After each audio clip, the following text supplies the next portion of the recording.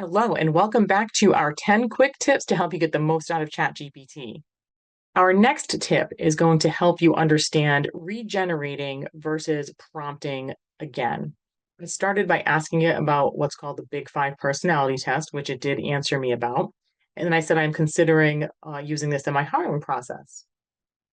So I want to ask people on LinkedIn what they think of it. So I told it to write a LinkedIn caption asking other professionals to share their experience with it. Now, it answered and I regenerated. And something that most people don't realize, they don't notice this 2 out of 2 down here, that when I hit regenerate, it's kept this first one that I asked for. And then hit the arrow again, and there's a different one. Oops, that bumped me down.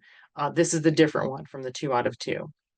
But something to keep in mind is that you don't always want to regenerate. You want to tell ChatGPT what do you want it to do differently. If you keep hitting regenerate, it doesn't know why you don't like what it did. So in this example, it has emojis and I don't want it to have emojis. So I said, give me 2 more LinkedIn captions without emojis. Now it understands that I want captions without emojis. So that's what it gave me. So regenerating can help, but it's better to further refine and help it to understand what you're trying to get out of it by putting additional prompts rather than regenerating. If you'd like to see more of our content in the future, be sure to subscribe to our channel and click the bell to receive notifications.